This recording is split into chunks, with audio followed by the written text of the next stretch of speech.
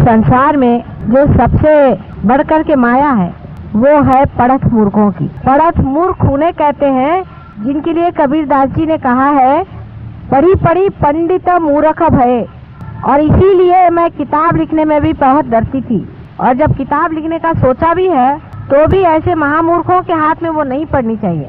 वे लोग उसी प्रकार हैं जिस प्रकार कोई इंसान किसी भी देश में नहीं जाता है और झूठी बातें सारी दुनिया में बताता है कि मैं वहाँ गया था, फिर वहाँ पे ये देखा, फिर वहाँ ये था, फिर वहाँ वो था, फिर ऐसा हुआ, और फिर किसी ने ये कहा था, उसने वो कहा था। अपनी कोई उनके पास प्रचिति नहीं होती। लेकिन आप जो सहयोगी हैं, आप सबको इसकी प्रचिति आई है, आपके अंदर से वाइब्रेशंस फूटे हैं, माने ये चैतन्य बह रहा है। आपको इसका अनुभव आया है कि चैतन्य क्या चीज। आप एक बड़े भारी स्थान पे बैठे हो, वो लोग बड़े बड़े भाषण दे सकते हैं, इसी चैतन्य के बारे में बता सकते हैं, बहुत बड़े श्लोक पढ़ सकते हैं, लेकिन उनको अनुभूति इतनी भी नहीं हुई और वो परमात्मा के राज्य से अभी बहुत दूर है। आपकी एंट्री हो चुकी है, उसका एक विशेष कारण है। आपने पढ़ा होगा कि गणेश जी का जन्म सिर्फ उसकी माँ ने ही किया था। अपनी सृष्टि रचना से पहले ही उसने एक बेटे को जन्म दिया था, खुद माँ ने ही ये सब किया था, इसलिए कि बाद में वो पिता को जान सके और उसको एक विशेष शक्तिशाली बनाया कि उसकी और ब्रह्मा विष्णु महेश कोई भी नजर उठा करके भी न देख सके, इतना वो शक्तिशाली। एक विशेष रूप का वो बालक था और उसी की पुनरावृत्ति आज इस कलयुग में हुई है। आपको भी मैंने अपने सहस्त्रार से जन्म दिया है, एक विशेष रूप से, इसीलिए आपके अंदर वाइब्रेशन छूट रहे हैं। लेकिन आप में से कितने लोग हैं जो अपनी इज्जत करते हैं, अपने को समझते हैं कि कोई विशेष चीज हमने पाई है और उसी विशेष तरह से हमें रहना चाहिए, अपने जीवन को उसी तरह से बनाना चाहिए। आपका स्थान देवलोक से भी ऊंचा बना है। आपका वो स्थान है कि आपसे तो देवलोक भी ईर्ष्या करे। किसी देवों ने इस तरह से उंगलियों के इशारे पे जागृति नहीं थी गणेश छोड़कर। किसी भी साधु संतों से ये कार्य नहीं हुआ था जिन्होंने हजारों साल की तपस्या की हुई है। इतना ही नहीं कि तुम लोग पार हो गए हो, पर इशारे पर कुंडलिनी उठाते हो और हर एक की कुंडलिनी को जांचते हो कि ये कहाँ है और कैसे। लेकिन इतनी बड़ी चीज पा करके भी आप लोगों ने अपनी इज्जत नहीं की। या तो हमारा नसीब खोटा है कि हमें खोटे ही सिक्के मिले, वो चल ही नहीं सकते। आधा अधूरापन इतना अधिक है कि कभी कभी मेरा मन ये चाहता है कि बंद कर दें, इस सहयोग को अब खत्म करें। डांटते भी हैं, कहते भी हैं, प्यार भी करते हैं, दुलार भी करते हैं कि सिर्फ जरा स्टेडी हो जाओ। चित्त तुम्हारा कहाँ बहक रहा है? आप जानते हैं कि आपके हाथ से हजारों लोग ठीक हो रहे हैं और हो सकते हैं, आपकी बीमारियां भाग गई। परमात्मा की जो सर्वव्यापी ऑल परवेडिंग जो प्रेम शक्ति है वो आपके साथ साथ हर समय घूम रही है, आपको सहारा दे रही है। आप गलतियां भी कर रहे हैं वो देख रही है, आप झूठ बोलते हैं वो भी देख रही है, और आप माँ की निंदा करते हैं वो भी वो जान रही है, और आप बहुत छिछोरेपन से रह रहे हैं और बहुत ही सुपरफिशियली आप रह रहे हैं, ये भी वो जान। सहयोग के प्रति आपका कमिटमेंट बड़ा ही खराब है, ये भी वो शक्ति जानती है, तो भी आपका वो सहारा दे रही है, हर जगह, हर घड़ी, हर प्रति आपको गाइड कर रही है, तो भी आप मिसगाइडेड हैं। आप रुपया, पैसा और दुनिया भर की सत्ता उसके लिए इस तरह से छोटे होते जा रहे हैं। छी। बार मैं आपसे कहती हूँ कि आपका स्थान पूजनीय है, आप में से एक एक की पूजा करनी चाहिए, ऐसा आपका स्थान है। और भूतो न भविष्यति, इस तरह ऊंचे पद पे बिठाए हो लोग इस तरह से काम करने लग जाएं तो दुनिया क्या कहेगी, आपका इतिहास में क्या नाम जाएगा। आप तो जानते हैं कि आप में से बहुत लोगों ने पार तक किया हुआ है और फिर गिर गए। जिस पद पे इतने ऊंचे आप हैं उससे गिरना बहुत आसान है। सांसारिक चीजों में सहयोग नहीं देखना है, परमात्मा के स्वरूप को जानने के लिए आप यहाँ आए हैं। हमें कितना रुपया मिला इसके बाद में, या हमारा क्या लाभ हुआ इसके बारे में, ये संसारिक तुच्छ चीजों का महत्व करना सहयोगी के लिए शोभनीय नहीं है। आप हमारे पास परमात्मा को मांगने आए हैं, संसारिक चीजें मांगने के लिए नहीं आए। न ही कुछ मेरे भाषण सुन करके झूठा ज्ञान इकट्ठा करने के लिए आए हैं आप, नहीं, जो साक्षात ज्ञान है। अंदर ही देखिए, जब भी आप ज्ञान मांगेगा अंदर से ज्ञान बहेगा, हर एक चीज स्पष्ट दिखाई देगी कि यही ज्ञान है। बहुत हो गया अपने बाल बच्चों के लिए और अपने घर द्वार की चिंताएं। आप विशेष स्थान पर बिठाए गए हैं, जो लोग विशेष होंगे उन्हीं से विशेष कार्य घटित होंगे। मानव से अति मानव हो गए हैं, आपके लिए यज्ञ भी 2 किए थे पहले भी।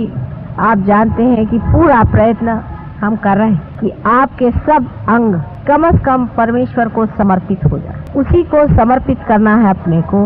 उसके लिए जो भी स्वच्छता होती है, जैसे कि माँ जब बाप घर आने वाला होता है तो बच्चों को कैसे धो पोछ करके साफ करके सामने प्रेजेंटेशन देती है, वही करने के लिए बड़े प्यार से हम लोग ये यज्ञ कर रहे हैं। अपने सारे चक्रों में से जो बहने वाली शक्तियां हैं उससे सब मैं आपको प्लावित कर सकती हूँ, लेकिन आप कभी कभी मुझे ऐसे जान पड़ते हैं कि मैं किसी दीवार से बात कर रही हूँ, किसी पत्थरों से मैं अपना सर टकरा रही हूँ।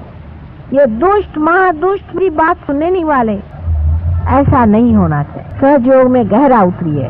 सारे संसार का सुख एक तरफ है और परमात्मा के चरणारविंद का सुख एक तरफ। उस परम सुख को पाने के बाद मनुष्य संसार की किसी भी सुख की ओर देखता नहीं। जिस तरह मनुष्य अमृत को पा लेता है, उसके बाद वो क्या ये मृत चीजें पीने वाला है? उसकी शक्तियां अनेक आपके लिए सज्ज हैं, आपके हाथ से बह रही हैं। आपको समझ में नहीं आता कि किस तरह से ये कहाँ पर काम कर रही है। मैंने बार बार आपसे कहा है, आप लोग देखते हैं। आज प्रजापति का, ब्रह्मदेव का यज्ञ किया गया है। आप जानते हैं कि मनुष्य 5 एलिमेंट से बना हुआ है और ये जो 5 तत्व है, उन तत्वों की पूजन करने का ही मतलब ब्रह्मा का पूजन करना है, क्योंकि ये उनके आयुध हैं और ये भी प्रजापति को भी माँ ने ही दिए। माँ के देखने ही से प्रकाश हुआ था, इसीलिए तेज का जो तन्मात्रा है या जो एलिमेंट है वो तैयार हुआ, या इसेंस ऑफ एलिमेंट कही है तन्मात्रा का मतलब। माँ ने जब खुशबू ली, उसी सुगंध से ये पृथ्वी बनी। इसी तरह से पृथ्वी तत्व तैयार, माँ के बोलने से ही साउंड का तत्व तैयार हुआ है, जिसे नाद कहिए। इस प्रकार तन्मात्राएं जो हैं वो तैयार हुई और तन्मात्राओं से फिर एलिमेंट्स तैयार हुए हैं। ये सब प्रजापति का कार्य, ब्रह्मदेव का कार्य है। और ब्रह्मदेव इसीलिए नहीं पूजे जाते हैं, उनको पूजा नहीं जाता। उसका कारण यह है कि वो संसार का सब कार्य करें। आपका जो शरीर है, आपका जो एलिमेंट्स का काम है वो कर रहे हैं, उसके लिए उनको पूजने की जरूरत नहीं है। वो अपनी जगह बैठे वो काम कर रहे हैं। आपको सिर्फ 2 ही चीजों को पूजना चाहिए। एक तो शिव को, जिससे आपका एग्जिस्टेंस बने रहे, आपका अस्तित्व बना रहे, आपके प्राण बने रहे, और दूसरा आपको विष्णु को, जो कि आपको इवोल्यूशन देता है, जिससे आपकी उत्क्रांति होती है। लेकिन यज्ञ प्रजापति का करना जरूरी है कि आपके अंदर के जो पंचभूत है, आपके अंदर के जो तत्व हैं, इन 5 महाभूतों के जो तत्व हैं जिन्हें तन्मात्राएं कहते हैं, वो जागरूक होकर के आपको भी उसका यश प्रदान करें। पहले यज्ञ सिर्फ प्रजापति का ही होता था और बाद में विष्णु जी का भी शुरू हुआ। शिव जी का भी यज्ञ होना चाहिए ऐसा लोग सोचते हैं, लेकिन उनका यज्ञ नहीं होता है, उनका रुद्र होता है। उसके भी कारण है। शास्त्र में जो कुछ विधि लिखी हुई है उन सब के बहुत गहरे कारण हैं। इसलिए जो कुछ लिखा हुआ है उसको अगर आप फॉलो करते हैं तो कोई उसमें ब्लाइंडनेस नहीं है, उसमें अंधता नहीं है। जबकि आपके पास वाइब्रेशंस है, आप स्वयं वाइब्रेशन से इसकी जांच पड़ताल कर ले सकते हैं कि जो ये विचार है या जो कुछ किताब में लिखा है ये ठीक है या नहीं।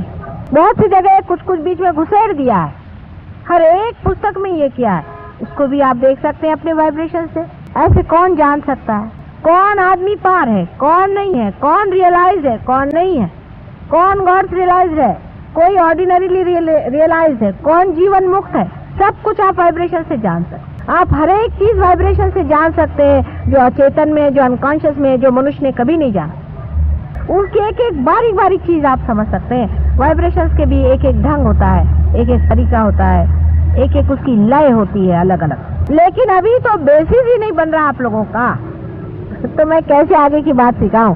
अभी तो पहले ही क्लास में बैठे हैं, उसी में एक में को नोच रहे, एक में को घसीट रहे, एक में से झगड़ा कर रहे बुद्धू जैसे। अपना बेसिस पहले ठीक कर लो, फिर इस वाइब्रेशंस और एक एक चीज के परम्यूटेशन कॉम्बिनेशन से आप हर चीज समझ सकते हैं जो आप जानना चाहें। इतना ही नहीं, आप स्वयं भी उठते जा रहे हैं। जैसे जैसे मनुष्य उठता जाता है वैसे वैसे वो ज्यादा जानते जाता है। आप जानते हैं कि जब आप नीचे खड़े थे तो आपको इतना नहीं दिखाई दे रहा था, इससे और ऊपर जाएंगे तो और आपको दिखाई देगा, और अगर बहुत ऊंचे चले गए तो और कुछ दिखाई देगा। जब आप चंद्रमा पे चले जाएंगे तो वहां से पृथ्वी और तरह से दिखाई देगी। वो पूरी की पूरी घूमती हुई आपको दिखाई देगी, उसका पूरा भ्रमण आपको दिखाई देगा। नहीं तो यहाँ बैठे बैठे तो पृथ्वी लग रही है जैसे कि चौकोर। इसलिए जैसे जैसे आदमी उठते जाता है, उठने का तरीका एक ही है, अपने बोझे उतारते जाइए, सब बोझों को उतार दीजिए। जैसे जैसे बोझे उतरते जाएंगे आप अपने आप ऊपर उठ। फालतू के बोझे, मेरा बाप ऐसा, मेरी माँ वैसी, मेरा भाई वैसा, उसको चाहिए, इसको चाहिए, मेरी सत्ता है, मेरा पैसा है, सब मूर्खता, मिस आइडेंटिफिकेशन। आपको अगर पाना है तो पाइए, अगर नहीं पाना है तो माफ। दोनों चीज नहीं चलता। यहाँ परम तत्व को पाने के लिए, उसमें घुलने के लिए आए हैं। यहाँ पैसा कमाने के लिए आप नहीं आए, यहाँ किसी तरह का भी व्यवसाय करने के लिए आप नहीं आए हैं। मुझसे कोई भी बार्गेनिंग नहीं, सिवाय एक चीज की कि आपको मैं परम तत्व से परिचित कराऊं। फिर मुझे उसके लिए आपको डांटना पड़ेगा, नाराज होना पड़ेगा, कभी सिखाना पड़ेगा और कभी प्यार करना पड़ेगा। अगर आप इस चीज के लिए उत्सुक हैं और यही चीज मांगने आप मेरे पास आए हैं तो ठीक है, नहीं तो मुझे क्या, मैं तो अवलिया हूँ, मैं वैसे ही अपनी किताब बंद कर दूं। तुम अपने गरज से आए हो, मेरी गरज से नहीं आए। मेरी भी गरज है, क्योंकि माँ को बच्चों की गरज होती ही है, लेकिन माँ अजीब है, निर्मम भी है, बड़ी निर्मम है, एकदम से क्लियर कट सबको बंद भी कर सकती है और उतनी ही मोहमयी और प्रेम करने वाली। आज के यज्ञ में पूर्ण चित्त से पूरे अपने को समर्पित करके करिए। और ये वाला यज्ञ विशेष रूप से पंच तत्वों का होने के कारण आप लोगों की समझ में ज्यादा आएगा। ये जड़ तत्व पे है, लेकिन जड़ तत्व भी जरूरी होता है। अगर जड़ तत्व स्वच्छ ना हो तो बाकी का कुछ नहीं बनता और आपके जड़ तत्व ही गड़बड़ है। जब आपके जड़ तत्व स्वच्छ हो जाएंगे तब हमारा कार्य बहुत सुचारू रूप से हो।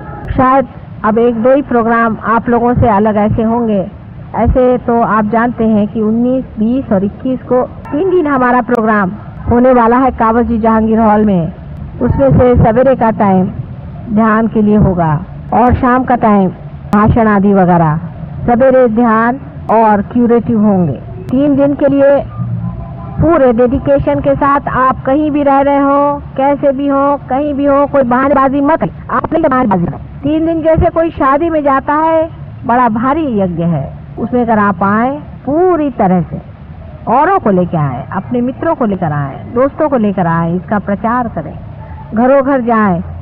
हम तो हैंडबिल्स भी छपाने की बात कर रहे थे, लेकिन हैंडबिल्स की जगह अगर ऐसे कागज छप जाए तो आप लोग ले जाइए, उसको लिफाफे में डाल के सबके यहाँ भेज दीजिए जिनको आप सोचते हैं वो आना चाहे। जिस तरह से हो सकता है लोग तो आ जाते हैं, लेकिन उसमें से कितने लोग असलियत से आते हैं वही पाएंगे। जरा सा भी उनमें खोट होएगा, उनको नहीं भगवान देने वाले कुछ। यहाँ कोई बैठा नहीं आप लोगों की चापलूसी करने के, ये कोई पॉलिटिक्स थोड़ी ना है। आप मुझे वोट नहीं देने वाले, मुझे आपको वोट देना पड़ेगा, ये उल्टी बात है। मुझे आपको सर्टिफिकेट देना पड़ेगा। अगर मैं आपसे नाराज हूँ तो भगवान भी आपसे नाराज है और सहयोग आपसे नाराज है, इसलिए आपको मुझे खुश करना पड़ेगा, मुझे प्रसन्न करना, मुझे आपको वोट देना पड़ेगा। उल्टा मामला चल रहा है। घर से पैसा लगाकर भगत लोग इकट्ठे करना अपने से नहीं होता। इसलिए अब याद रखिए कि अगर आपको कहीं भी आना है, आपको अगर प्रोग्राम में आना है तो पूरी तरह से सादगी के साथ आइए, इनोसेंस के साथ आइए और हमें इसमें पाने का है ये सोच करके वहाँ आना है। और कोई भी अपने घर के प्रॉब्लम्स लेके मत आइए, बहुत गलत तरीका है। ठीक है, बीमारियां ठीक हो जाती, बीमारी हम ठीक कर देते हैं, लेकिन इतने क्षुद्र लोगों के लिए सहयोग नहीं है जो रात दिन अपने घर में ही घुसे रहे। परम की बात पाने के लिए उस डेडिकेशन के साथ आइए, उसको समझने के लिए आइए और सब लोगों से कहिए कि वो पाना बहुत जरूरी है। बहुत कुछ पहले भी कहा है, अब भी मैंने कहा है, कितनी चीजें अंदर गई भगवान जाने और कितनी चीजें बाहरी रूप गई भगवान जाने। इस पर विचार करें।